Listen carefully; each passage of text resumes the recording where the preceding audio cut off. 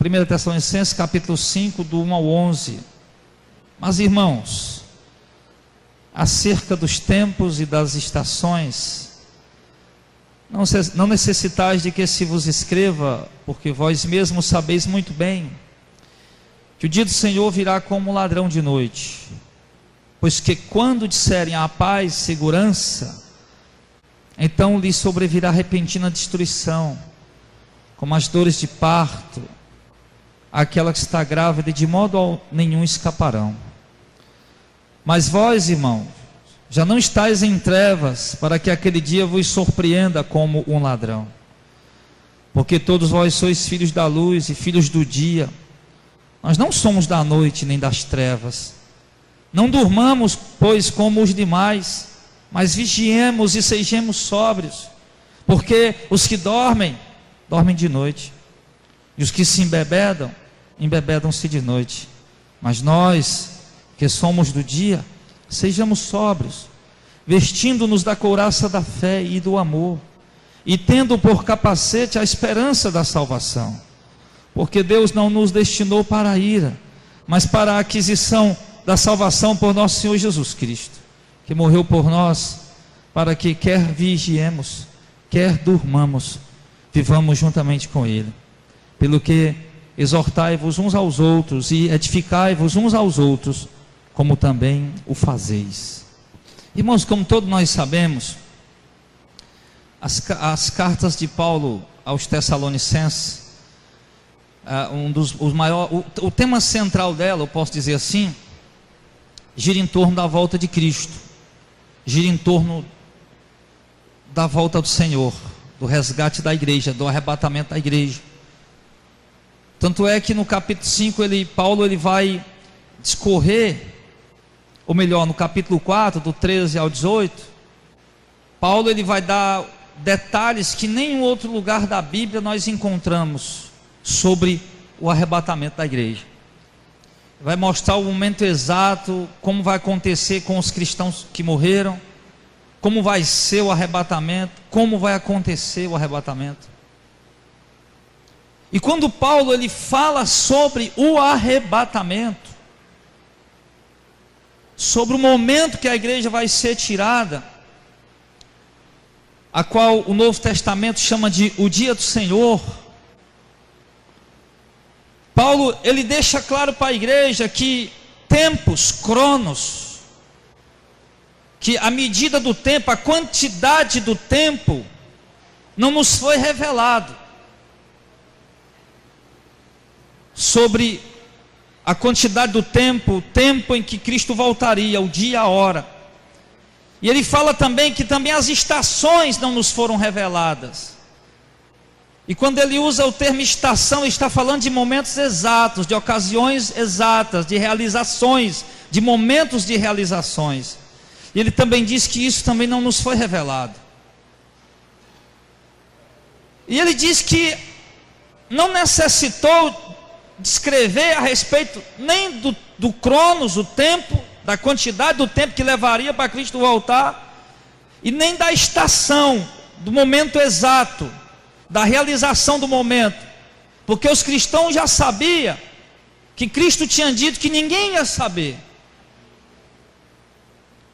Só que quando ele vai para o verso 2, ele começa a dirigir diretamente à igreja, e diz que a igreja deve lembrar que Cristo avisou que o dia dele seria como um ladrão de noite. Ou seja, que embora, se nós formos olhar para os sermões escatológicos, Mateus 24, Marcos 13, Lucas 21, e olhar para Apocalipse, em algumas partes de Daniel, e alguns outros profetas, nós podemos ver algumas profecias que falam, que anunciam, que dão o pré-anúncio da vinda do Senhor, que anunciam que estariam perto dele vir, próximo dele vir. Com tudo isso nós não saberemos o dia, nem a hora. Mas ele é claro, irmão, em dizer que o dia do Senhor, e quando ele se refere a esse termo, o dia do Senhor, se nós olharmos para o Antigo Testamento, Nós vamos lembrar quando os profetas anunciaram o dia do Senhor, Joel, Naum, Abacuque e outros, eles anunciavam dia de juízo para o povo de Deus, e dia de juízo para as nações estrangeiras que oprimiam o povo de Deus. Já no contexto do Novo Testamento, o dia do Senhor em momento algum anuncia juízo para a igreja, mas anuncia um dia, um tempo de glória para a igreja. E anuncia o dia do Senhor, enquanto no Novo Testamento anuncia um tempo de glória para a igreja, alívio para a igreja, socorro para a igreja, ajuda para a igreja, arrebatamento à igreja. Ao mesmo tempo, o Novo Testamento anuncia juízo para o mundo ímpio, condenação para os pecadores, para os rebeldes, para os desobedientes, insubmissos, para os, como Paulo chama em algum momento, matadores de pais, parecidas, como ele chama de homicidas, de ladrões, enfim, de pessoas que vivem distante de Deus. Então o dia do Senhor, irmãos, ele traz pelo menos essas duas situações para essas duas classes distintas de pessoas. Uma situação de paz, de gozo, de glória para a igreja, uma situação de juízo, terror e de tormento para o mundo ímpio. Se nós lembrarmos o que está escrito ainda em 1 Tessalonicenses,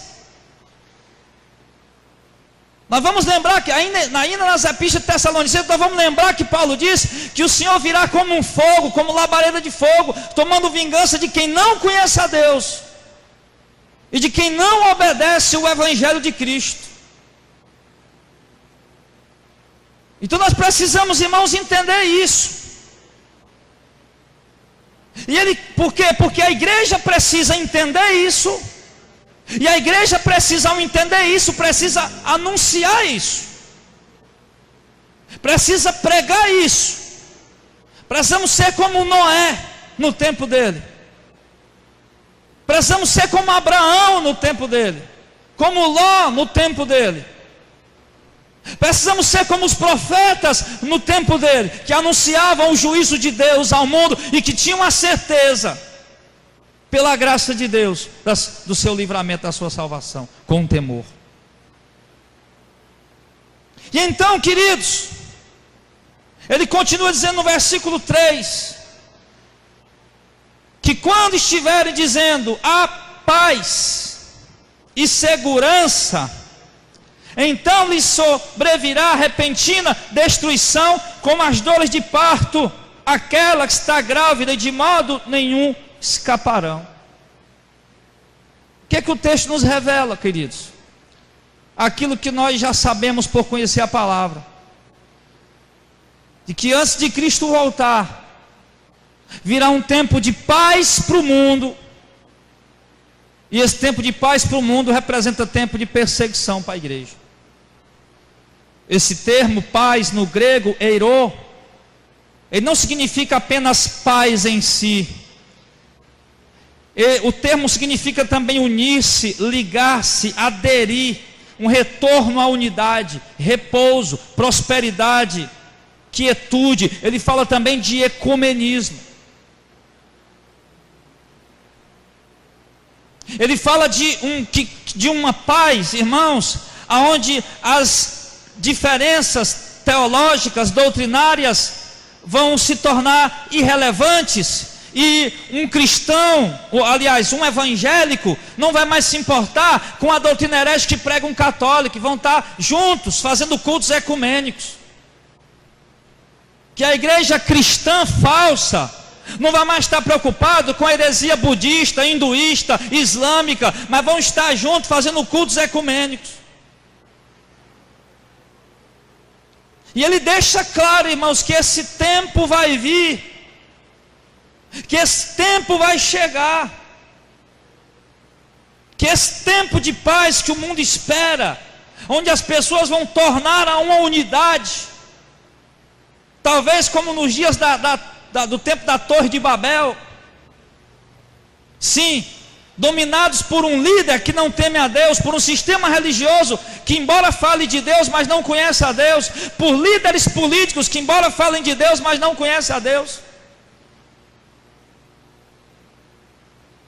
E ele diz que quando estiverem vivendo esse momento de paz, de prosperidade, de tranquilidade financeira, de fim da crise de guerras, de crises financeiras, de tudo que é crise no mundo, tempo de quietude, tempo de repouso, tempo de unidade. Ele diz que quando estiverem nesse tempo, esse tempo vai trazer uma sensação de segurança para eles. Eles, quando estiverem vivendo esse tempo dessa paz, essa sensação de segurança, de repente, ele diz, de repente lhes sobrevirá a destruição. E o termo morte, que foi traduzido para destruição, não significa apenas destruição, significa morte e punição. O termo que foi traduzido para destruição significa morte e punição. Ou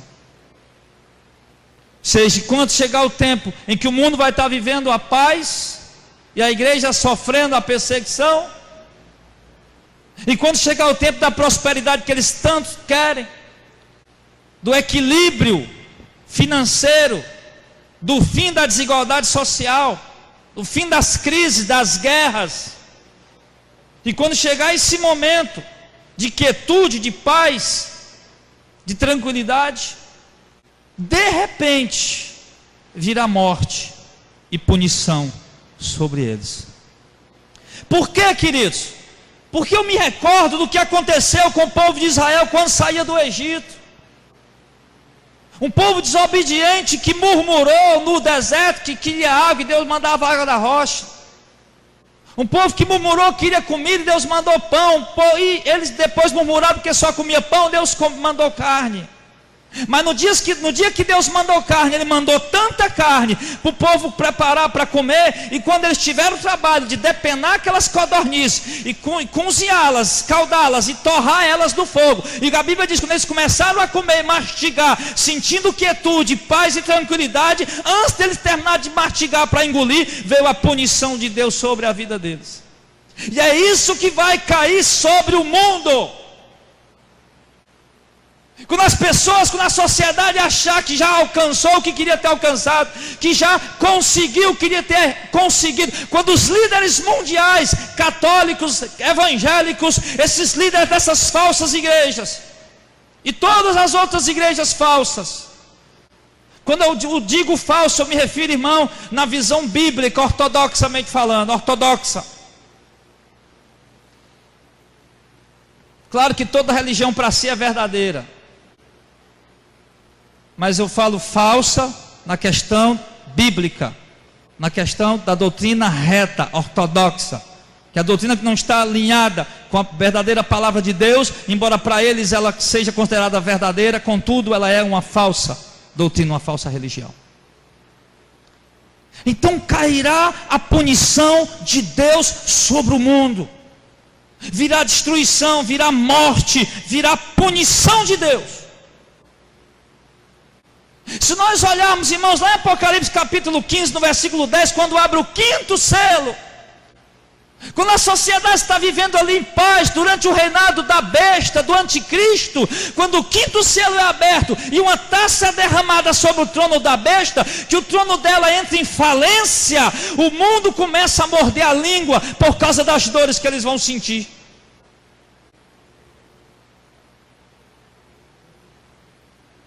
E pode ter certeza que a punição e a condenação de Deus cairá sobre a cabeça deles sem dó, sem piedade, sem pena.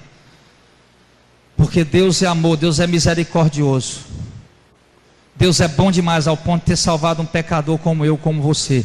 Mas Deus é justo para condenar os outros pecadores que Ele não salvou. E puni-los pelos seus próprios erros, pelas suas próprias práticas. E nós precisamos tomar conhecimento disso. E Ele dá uma certeza tão grande, irmão, disso que vai acontecer, quando Ele diz: isso acontecerá como as dores de parto, aquela que está grávida, de modo nenhum escaparão. Por isso nós olhamos, se eu não me engano, em Apocalipse 6, nós vemos homens correndo para debaixo das pedras, das rochas, que caiam sobre nós, porque é chegado o dia do Cordeiro, o dia do Senhor, o dia da sua ira. Não tem como escapar do juízo de Deus. Ao homem pecador, ímpio, como o Gilmar leu aqui no começo, fora ficarão os homicidas, os mentirosos e tantos outros idólatras, todos aqueles. E eu vou lhe dizer, meu irmão, que a igreja evangélica está cheia de gente assim.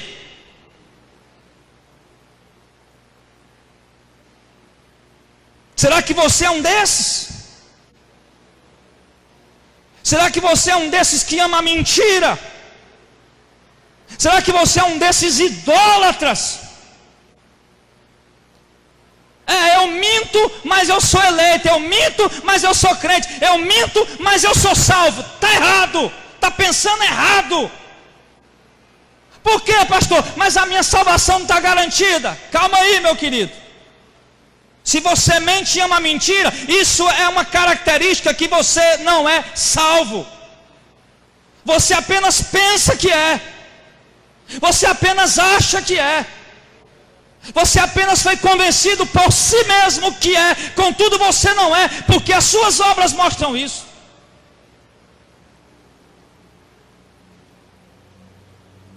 A salvação é para crente verdadeiro, não é para crente falso. Salvação é para a igreja verdadeira, não é para a falsa igreja. Salvação é para o povo de Deus, não é para religioso. Salvação é para a noiva do Cordeiro, não é para evangélico.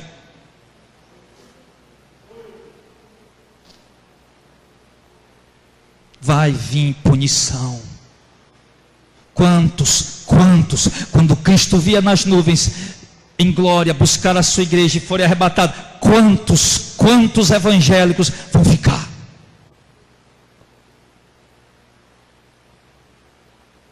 Pessoas que não têm compromisso com a palavra, pessoas que não têm compromisso com Deus, que não têm compromisso com a doutrina, que não têm compromisso com a congregação, que não têm compromisso com nada, que vive o seu cristianismo de forma irresponsável, ao seu bel prazer, e dizem: eu sou livre. Não, você é escravo, porque você não consegue servir a Deus.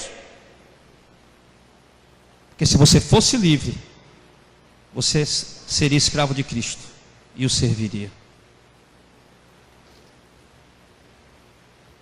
Tempo da ira de Deus virá, tempo do juízo de Deus virá. Como as dores de parto, aquela que está grávida de modo nenhum escapará. A mulher grávida deu 9 meses, meu filho, pode passar uns diazinhos, mas não tem que sair. Não tem como fugir, não tem como se esconder. As dores de parto vai vir de um modo ou de outro. Não passa para 10 meses, para 11 meses. Não adianta fugir para o deserto, para as montanhas, para os vales. Esse menino vai ter que sair daí. Assim é o juízo de Deus e a condenação dele sobre os rebeldes, desobedientes, sobre os pecadores. E eu pergunto: quem é você no meio dessa multidão?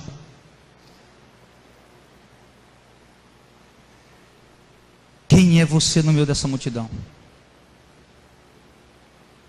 Porque ele diz no verso 4: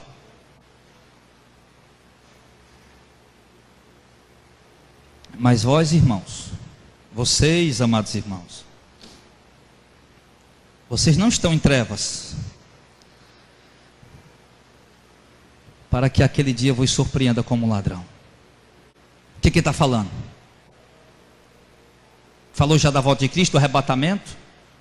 Falou de momento de Cristo vir, vai trazer juízo e condenação para o mundo, salvação para a igreja. Ele tranquiliza os crentes. Mas vocês, irmãos, que não estão nas trevas, que não estão no pecado, que não estão na desobediência, na rebeldia, na imundícia, na imoralidade, no mundo depravado, perdido, mas vocês que têm compromisso, que são fiéis, vocês, ele diz aqui: vocês fiquem tranquilos. Sim, porque vocês não estão em trevas, então aquele dia não vai surpreender vocês como ladrão. Por quê? No verso 5, porque todos vocês são filhos da luz. E por que eles são filhos da luz? Por que Paulo está dizendo isso? Porque Paulo sabia da conduta daquela igreja. Paulo sabia que mesmo no meio da perseguição, mesmo no meio de muitas percas, aquela igreja era fiel ao Senhor.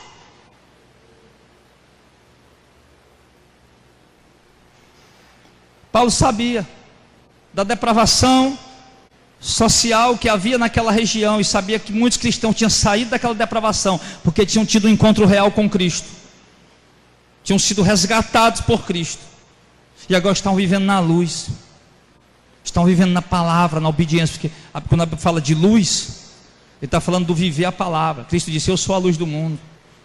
No Salmo 119, em algum lugar está escrito lá, que lâmpada para os meus pés é a tua palavra, Senhor. Mas vocês estão vivendo na luz, e são filhos do dia, e não somos da noite, nem das trevas. Olha só como ele vai levando aqui, duas classes de pessoas. É da luz, filho do dia, nasceu de Deus e guarda a palavra. Das trevas, da noite, da escuridão, do pecado. Ele vai mostrando as duas classes de pessoas. Não basta a gente ser crente só aqui dentro. Ser cristão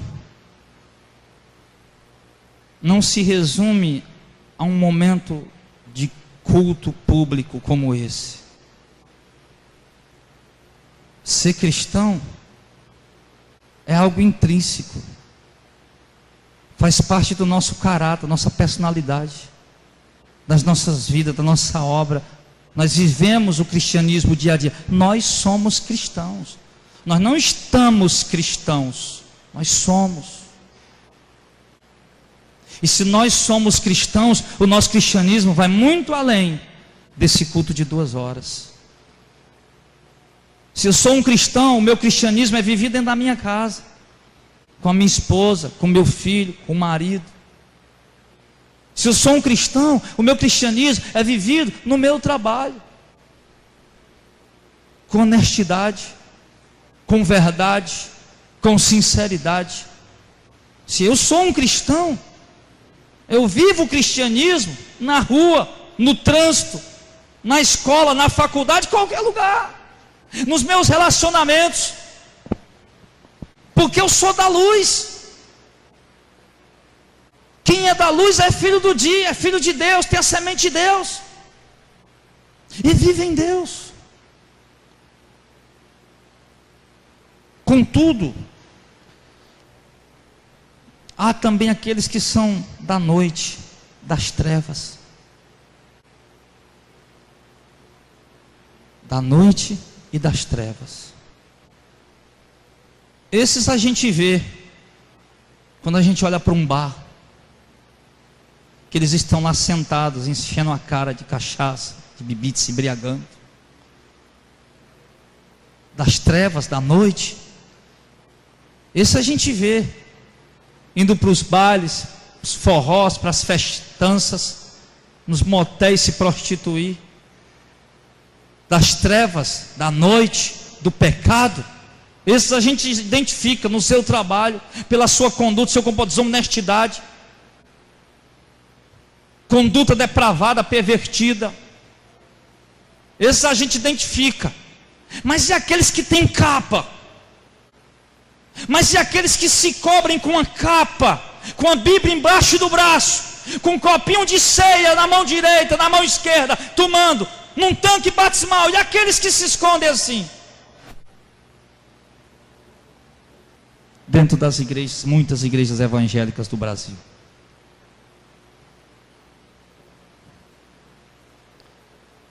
Ele está falando. Tem as pessoas da luz e as pessoas do dia, e tem as pessoas da noite e as pessoas das trevas. E ele fala,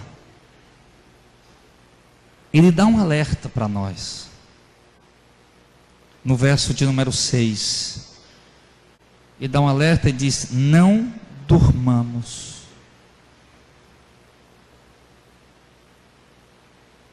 O termo de fato dormir, ele fala de repouso, de dormir mesmo, de deitar e dormir. Só que como ele vem falando no sentido espiritual, quando pesquisei sobre não durmamos, o que é que significa durmamos no grego, que foi escrito? Não, realmente significa dormir mesmo, deitar e dormir. Mas como ele está falando no sentido espiritual, eu compreendi que ele estava dizendo para nós ficarmos atentos todo instante. Não é que nós não vamos poder deitar e dormir, é lógico que a gente vai deitar e dormir.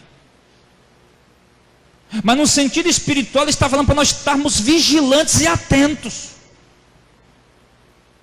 Por quê? Porque na sequência do texto diz: não durmamos como os demais, mas vigiemos. Vigiemos quer dizer estejamos atentos.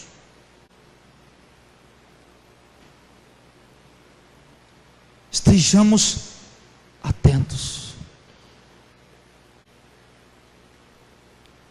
Porque há todo um sistema movido pelas forças das trevas, pelos demônios,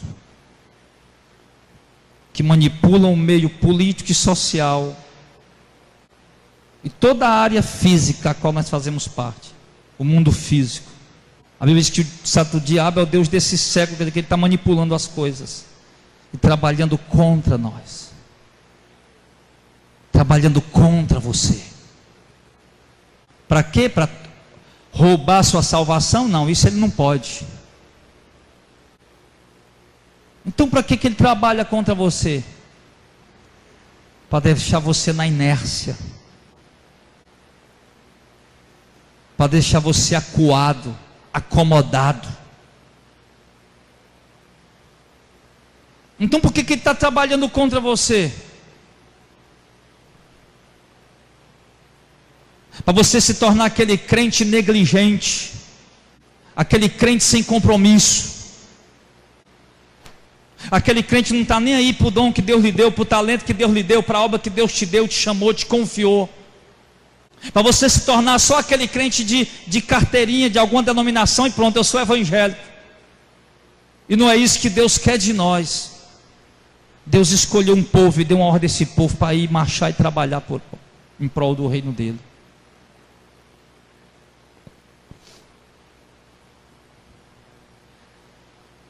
Não durmamos como os demais, mas vigiemos e sejamos sóbrios.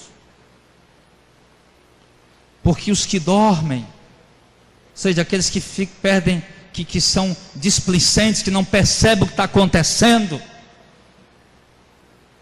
que não percebem as hostes do inimigo, as forças do império da morte, Satanás dominando o mundo, que tudo é normal para ele, que ele dorme. Espiritualmente ele não percebe, ele não tem um espírito, ele não tem discernimento, para ele tudo é comum, tudo é normal.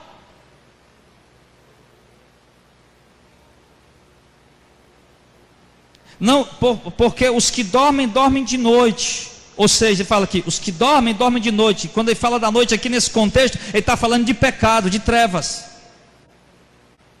de omissão, do pecado em si. Os que dormem, dormem de noite. Os que se embriagam de noite. Os que vivem a vida ao bel prazer da embriaguez, do álcool, que vivem no pecado, ele está falando. Os que se entregam aos prazeres do álcool, aos deleites do álcool, a vida depravada do álcool, a embriaguez do álcool, ele está dizendo, estão vivendo a questão das trevas, do pecado, da noite. Porque crente da luz não anda desse jeito e não vive desse jeito.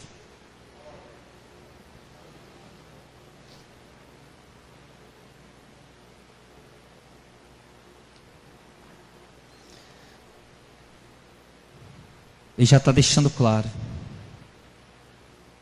Os que estão dormindo é porque são da noite, que não está percebendo nada, vivendo embriagados entorpecidos nos prazeres, nos deleites, nas depravações da vida, do mundo. Ele já está falando, é porque são das trevas, são da noite. Porque quem é da luz não se conduz dessa maneira. E no verso 8, mas nós, ele dá um conselho para os irmãos. Mas nós que somos do dia, sejamos sóbrios.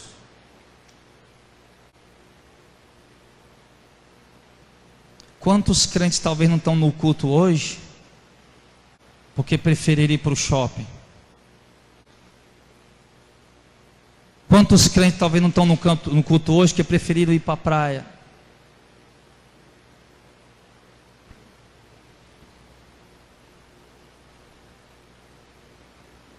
Quantos crentes não estão no culto hoje, que preferiram ir para o estádio, assistir a final da partida de futebol, do campeonato de futebol? Estão dormindo, porque são das trevas, vivem os prazeres. Por um tempo eles se iludiram na igreja, acharam que eram de lá, mas não eram, não permaneceram.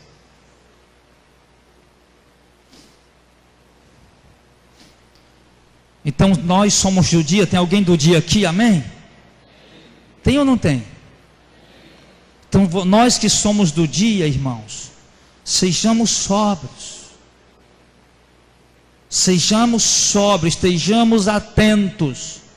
Vivamos uma vida sóbria, equilibrada, honesta, de um bom testemunho, como convém a um homem, uma mulher de Deus. Nós que somos do dia, sejamos sóbrios, nos vistamos da couraça da fé e do amor, e tendo por esperança o capacete, tendo por capacete a esperança da salvação. Ele nos manda fazer, parece que 4 coisas: ser sóbrio, estar atento, vigilante, obediente, submisso a Deus e as autoridades eclesiásticas que Deus levanta. Porque se você faz parte da igreja e tem um pastor, você deve submissão a ele. Se você não quer submissão ao seu pastor, então não adianta você estar naquela determinada igreja. Se você faz, por isso que eu disse, se você faz parte da Universal, você deve obediência ao pastor da Universal. Se você faz parte da igreja do véu, você deve obediência ao pastor da igreja do véu. Se você faz parte da igreja Missão de Fé, você deve obediência ao pastor Jardel.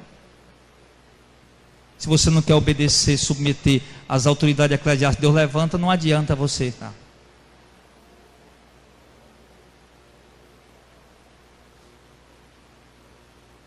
Ele diz: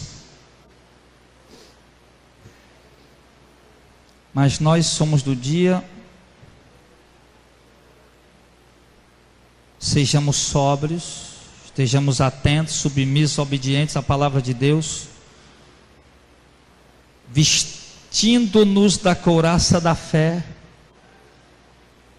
Ele fala que nós temos que estar revestidos de fé, por causa das situações adversas, por causa das situações contrárias, das coisas que querem nos matar espiritualmente, nos entristecer, nos enfraquecer, nos paralisar. Nós precisamos estar vestidos da couraça da fé e também do amor, da caridade, porque não existe esse cristianismo sem prática da caridade. E ter por capacete, que era uma ferramenta vital na cabeça de um soldado, que até livrava-o da morte, a esperança da salvação. A esperança da salvação, nutrir expectativa com prazer pela salvação. Esperança significa isso, nutrir expectativa com prazer, ou geralmente com prazer. A esperança da salvação, nutra expectativa com prazer pela salvação. O crente tem que ser assim. Você tem nutrido uma expectativa prazerosa pela esperança da salvação, ou você sequer lembra de salvação? Eu acho que o nosso corre-corre, o nosso dia tão corrido, tão agitado, tem roubado isso da igreja.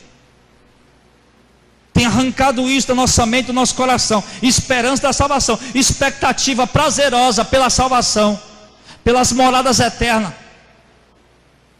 pela vida celestial com Cristo.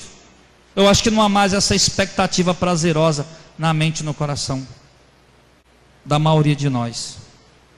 E ele diz que é preciso a gente, nutrir isso. Vai nutrir a expectativa da salvação.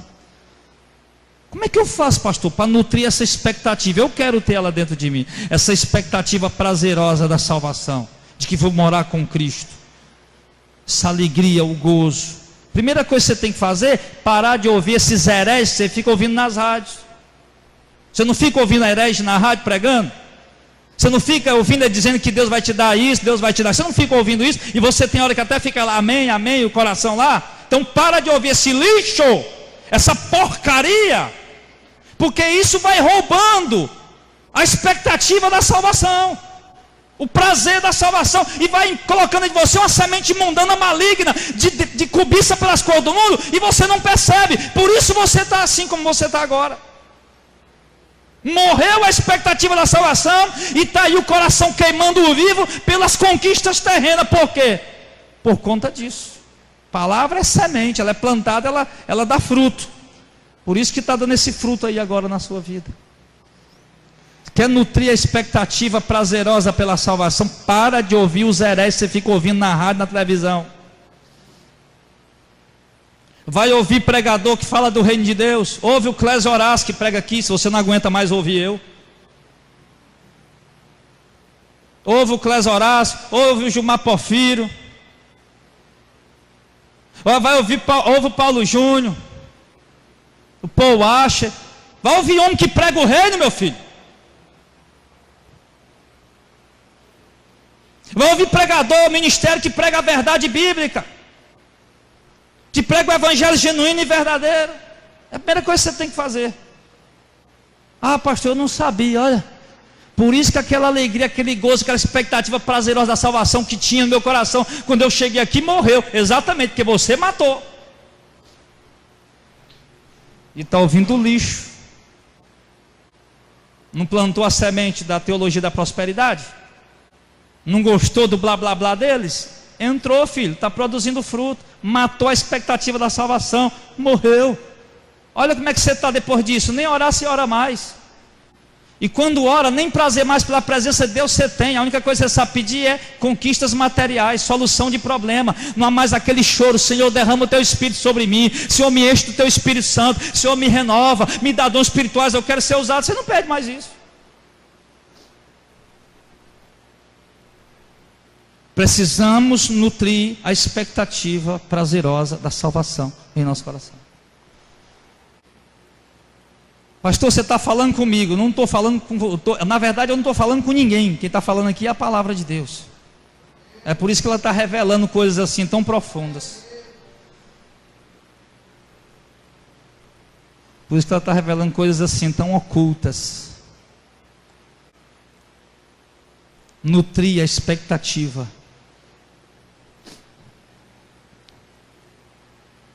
Nutrir tendo por capacete a esperança da salvação. Nutra com expectativa a esperança da salvação. Tudo. Isso aí é um detalhe que eu falei. O lixo gospel que é pregado nas muitas rádios aqui de Fortaleza.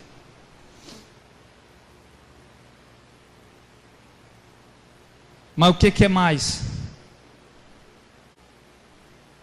É o teu WhatsApp que 10 em 10 minutos tu muda o status dele? Você não faz outra coisa não, meu filho? Arruma pelo menos um trabalho. Não tem, vai catar pedra no meio da rua, meu irmão. Pega um carrinho de mão, vai encher o carrinho de mão de pedra, sai por aí perguntando quem quer vender, mas solta esse WhatsApp. Para de estar atualizando esse como é que é o nome mesmo? Status toda hora. Se eu tivesse um funcionário trabalhando para mim desse jeito, eu demitia ele na mesma hora, meu irmão. No mesmo instante.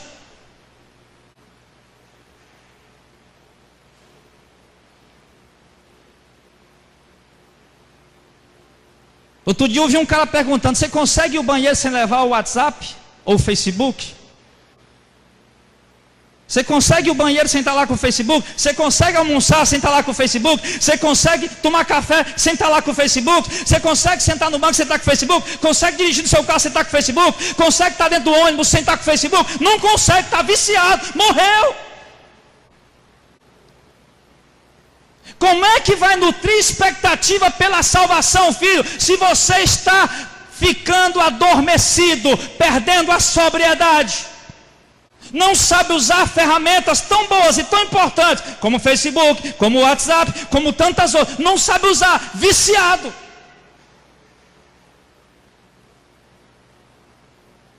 Agora me diga qual é a diferença do vício nisso, para o vício na cachaça, para o vício no fumo, para o vício no futebol. Qual é a diferença? Por favor, me diga qual é a diferença. Diferença apenas moral, mas é vício igual ao outro. É vício.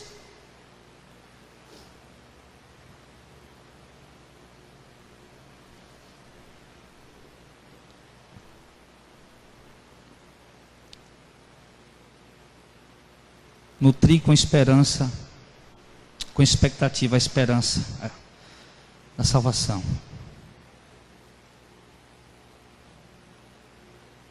E está dando esse conselho. Eu tenho certeza que todos nós aqui queremos nutrir a expectativa da salvação, ter alegria, expectativa com alegria pela nossa salvação, pela volta de Cristo, pelo reino de Deus. Nós queremos isso, queremos isso aceso dentro de nós. Então o que fazer mais? Já falei de rede social, já falei do lixo gospel que prega por aí. Agora o que mais? Ler Bíblia, orar, buscar a Deus em oração, não só para pedir, me dá, me dá, me dá. Como aquela sanguessuga lá que a Bíblia usa o exemplo, a Dadá.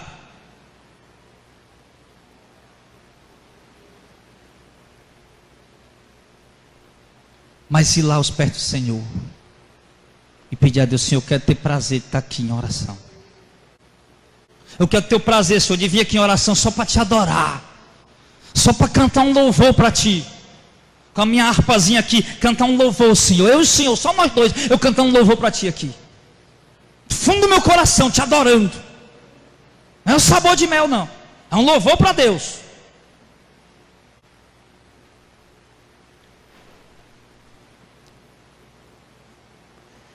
Então Paulo estava dando esse conselho para a igreja, irmão, porque Paulo estava preocupado, queria aquela igreja militando, lutando, batalhando. Paulo não queria olhar ali e ver uma igreja como a igreja de Éfeso tinha ficado, que tinha perdido o primeiro amor, que tinha esfriado, que tinha morrido espiritualmente.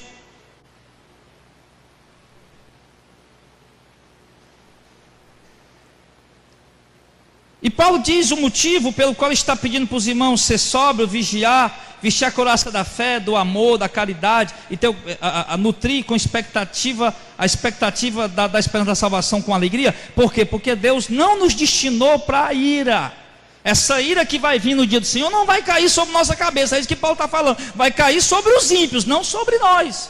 Então nós, como vamos ser salvos no dia do Senhor, é assim que nós temos que viver.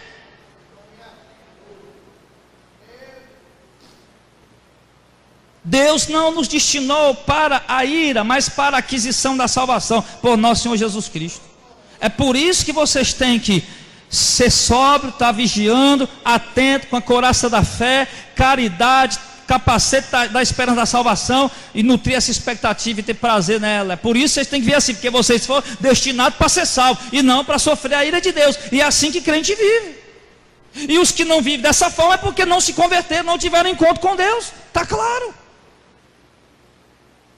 Mas se teve um encontro com Deus e esfriou, então esquenta esse negócio aí, rapaz. Aquece. Busca esse despertamento, esse avivamento. No verso 10, Deus nos destinou para a salvação por meio do nosso Senhor Jesus Cristo, que morreu por nós, para que quer estejamos atentos, ou quer venhamos morrer, ou quer estejamos vivos.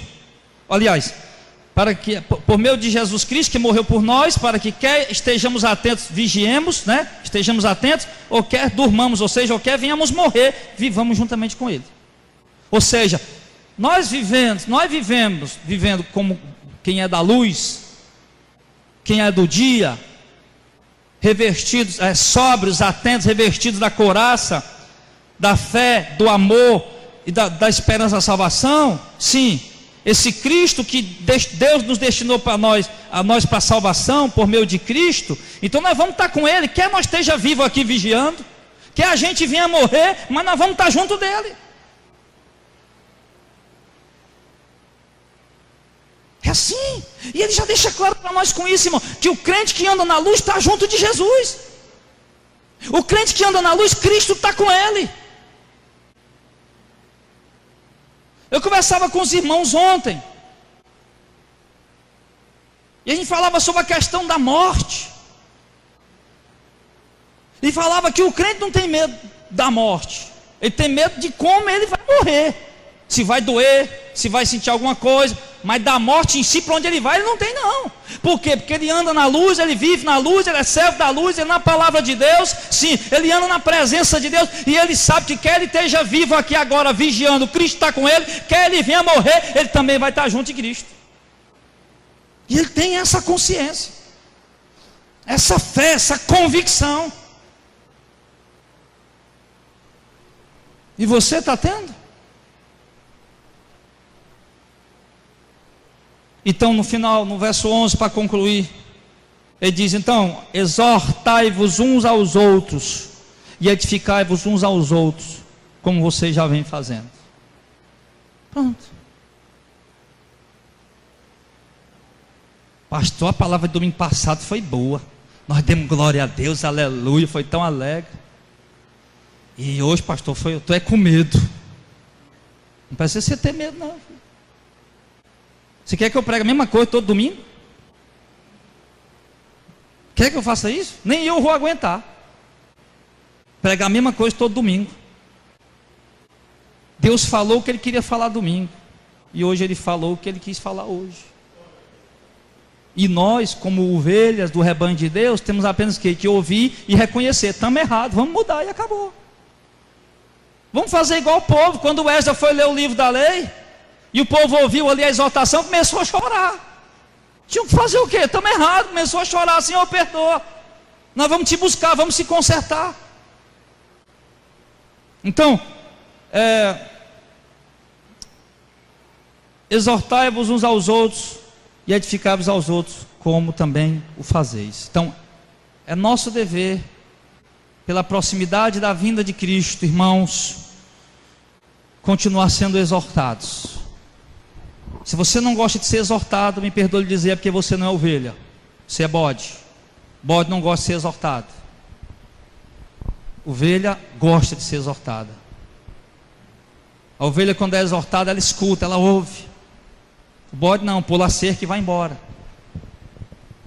Por isso ele diz: tem gente das trevas, tem gente da luz, tem gente do dia, tem gente da noite. E nós precisamos estar constantemente sendo exortados.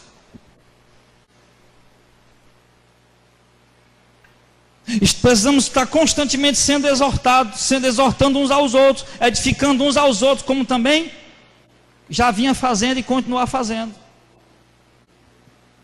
Sim.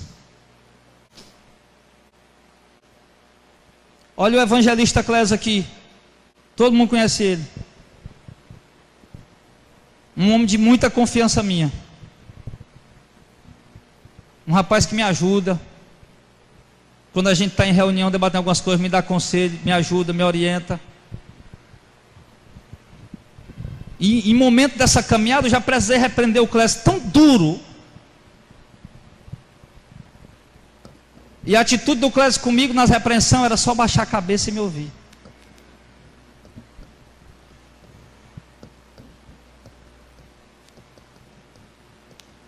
Nunca respondeu, nunca revidou. Nunca subiu no púlpito para pegar o microfone para ficar com. E por quê? Porque é ovelha. E qual é o pastor que não tem prazer no obreiro desse? Qual pastor que não luta para segurar um obreiro desse? 8 anos de caminhada, confiança, amizade.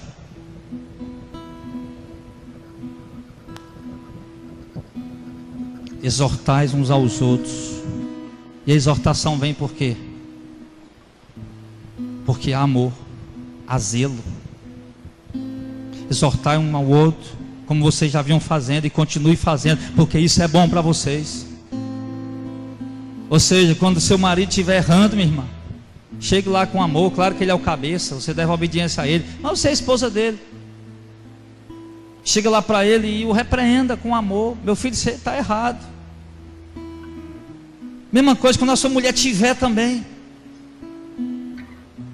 Porque o pastor não passa o dia na casa dos irmãos, vendo que os irmãos estão comendo ou deixando de comer, fazendo ou deixando de fazer. Mas vocês devem se exortar uns aos outros dentro da própria casa. O marido fazer com a minha filha, você está errado, você está errado, você é pecado, você está errado, você desagrada a Deus. Com os filhos. E assim, querido, nós vamos nos edificando. Mas se nós negligenciamos a exortação, se nós negligenciamos a correção, o alerta de Deus que vem por nós, através da sua palavra ministrada pelo seu servo, irmãos, nós seremos condenados. E Deus não nos destinou para ser condenado, Deus nos destinou para ser salvo. Então nos portemos como salvos, como luz, como sal, como ovelha, com temor a Deus e guardando sua palavra. É assim que temos que andar. Porque quando a exortação é bíblica, nós não precisamos fugir dela. Quando eu era, antigamente, quando eu fazia parte do outro ministério,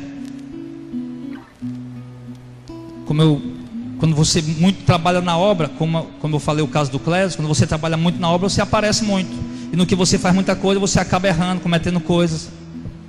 E meus pastores me repreendiam, e tinha repreensão que eu levava dos meus pastores, ia para casa triste, chateado com ele. Só que quando eu estava em casa, eu orando, e Deus falava comigo, ele está certo, você está errado. Quando chegava no outro dia lá, pastor, obrigado pelaquela correção, ela foi útil para mim, me perdoe pelo que eu fiz errado. Porque a correção, a exortação, a palavra de Deus, irmão, ela vem pelo amor que Deus tem a nós. Se nós não somos exortados, repreendidos, querido, é porque Deus não nos escolheu. Mas somos exortados e repreendidos como filho, é porque Ele nos ama e nos trata como filho. Vamos ficar de pé, filhos de Deus, em nome de Jesus.